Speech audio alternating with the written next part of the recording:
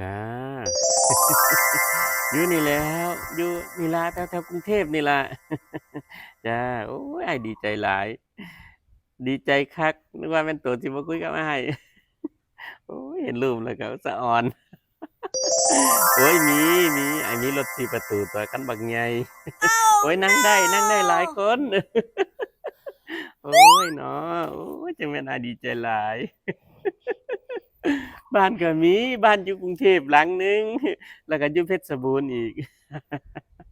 นะมันเป็น100ไร่พู้นแหล้วโอ้ยหาคนมาเฮ็ดซอยอยู่นี่สิมีคนมาเฮ็ดซอยบ่เนาะอืมโอ้ยเฒ่าจะลืมบอกเขาไปเด้อว่าเจ้ามีเมียผู้หนึงแล้วก็ลูกอีก2คนเด้อบอกเขาเนี่ยบอกให้เขารู้เนี่ยว่ามีเมียอีกผู้หนึงจ้าแล้วก็ลูก2คนมันรู้ไปอยู่นี่ติเอาจะอยู่ คือว่า นี่แหละ เจ้า เนาะ ไปตลาดเอ้า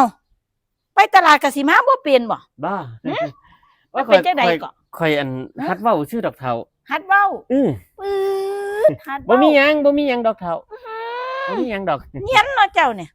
บ่เป็นหยั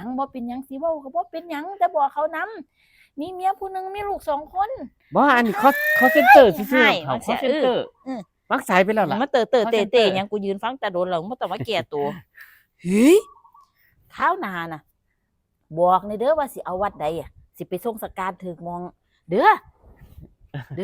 สิเฮ็ดจังสิบอกในเด้อ โอ้ยเนาะบ่มีหยังดอก หลัง เฒ่า เราคันเฉียวอ่ะ คือว่าไปตลาดเนาะยังไดวะ